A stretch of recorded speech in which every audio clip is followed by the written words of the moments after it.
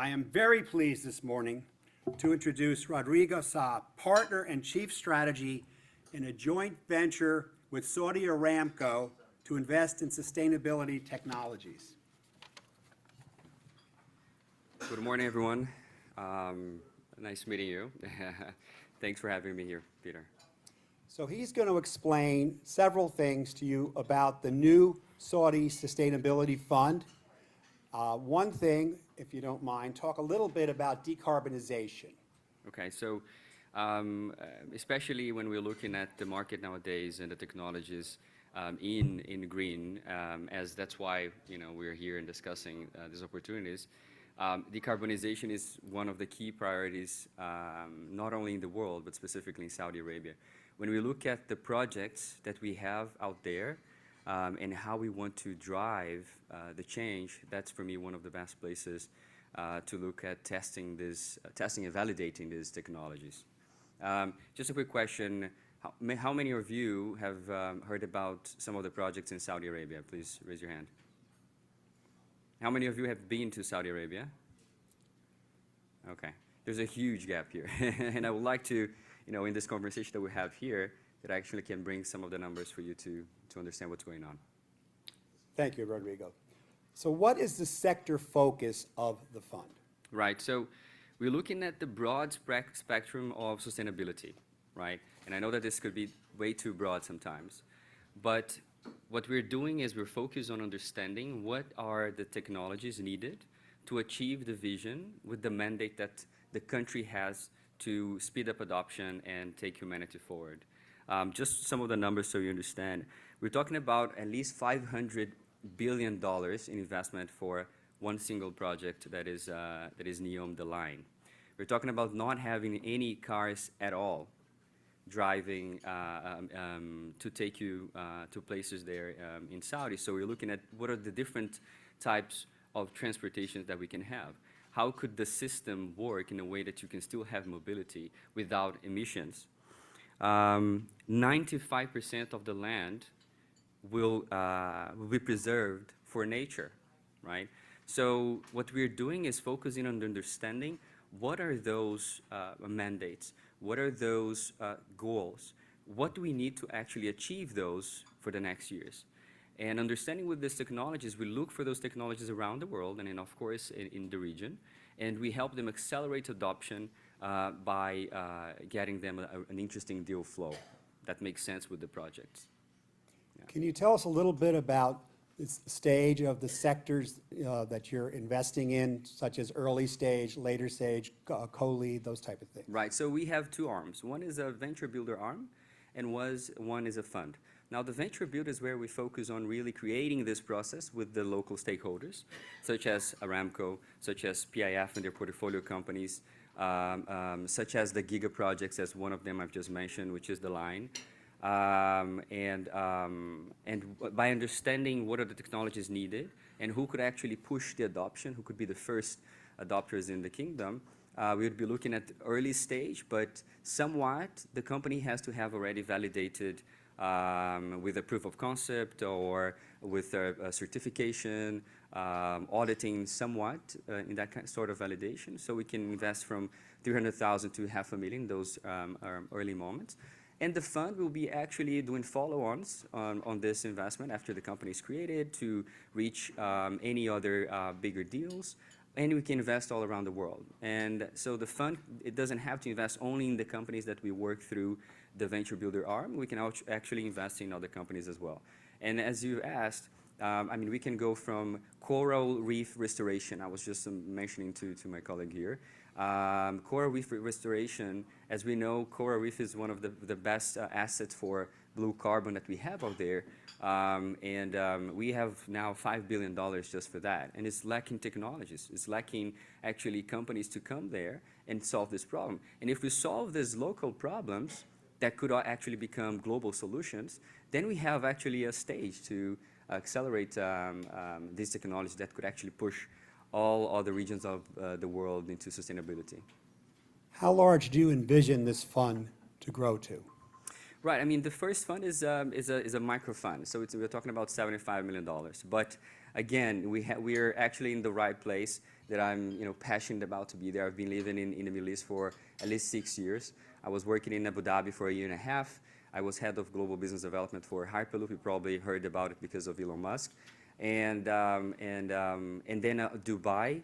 So I understand the mindset of the region. I believe in how things can actually move forward.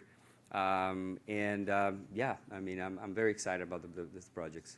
Okay, I'm going to open it up to the room. If anybody has questions, I'll be your roving microphone. Does anybody have a question on Saudi Aramco's sustainability fund? Yeah, just on that. So it's not an initiative from Saudi Aramco. They became our anchor investors and they're our shareholders. But it's not an initiative from Saudi Aramco. It's a private initiative. Oh, good morning. Good morning. Wonderful effort here to make the world that decarbonization like that. So you're talking about blue, opportunities, green opportunities.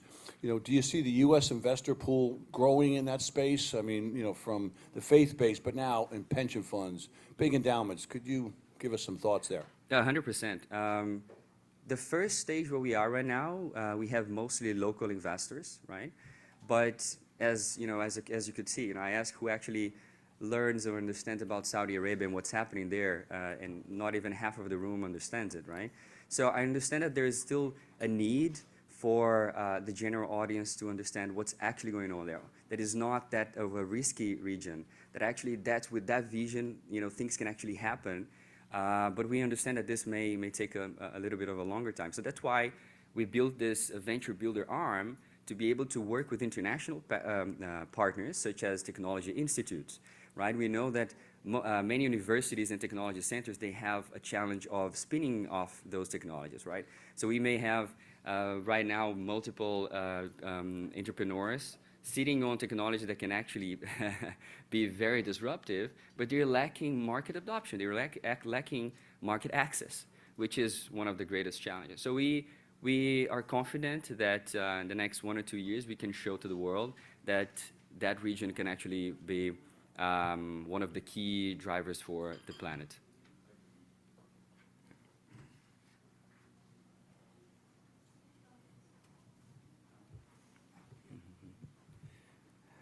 Oh, Rodrigo, there are multiple countries in the MENA region that are Right. initiating these types of programs with lots of incentives.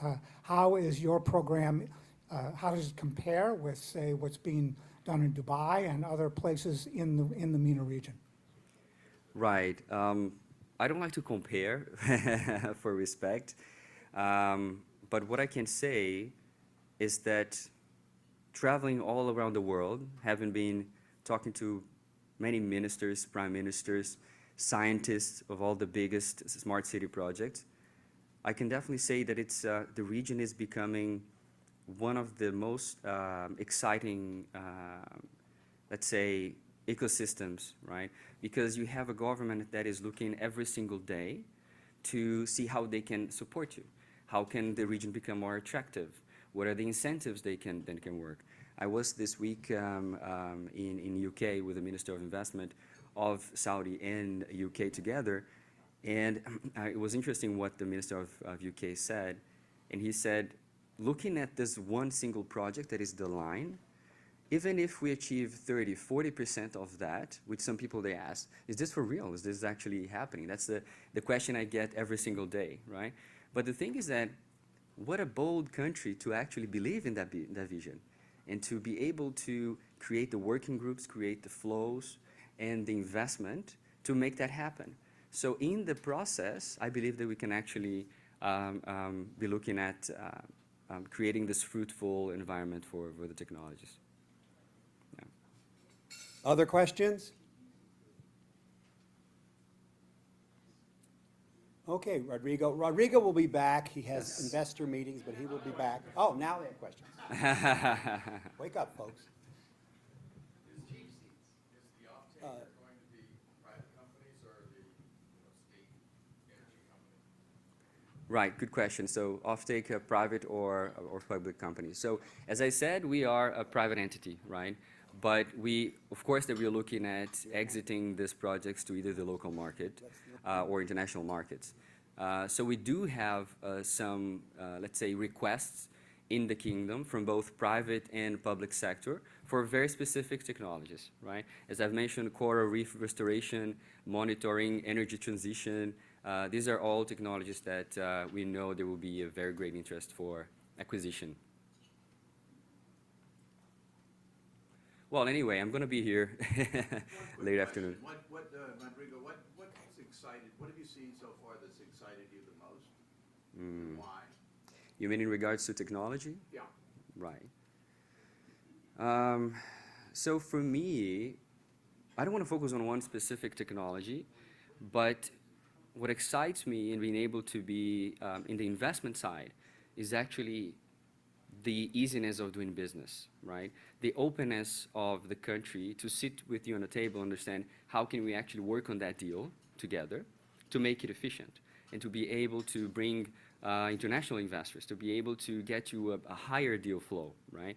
So this for me is the most exciting. But I mean, regards to technology, for me, and when you're talking about EV charging, for me, the most exciting one is when you can have the cars being charged while they are in the road. So that for me is one of the most exciting ones that I believe it's the future. Rodrigo, I've noticed in the kingdom as well as in the Middle East in general that many times funds are always investing in projects versus company early stage equity. So it sounds like you're doing something a little different. Yeah. And I would say in addition, which sets you apart, in addition, please confirm if that's true. And many times, and in particular in Saudi, I've noticed that any investments are almost required to be tied to technology transfer into the country linked to a specific project. Is that your constraint or not? Yeah, interesting question. I think that every country that is investing a sizable amount of money, of course, they are willing to have the technologies in ground. But no, we are not restricted to that. We can look at different models to either partnering or through licensing to a JV. So, you know, we are very open to the model. Okay, thank you very much. Thank you. Thank you.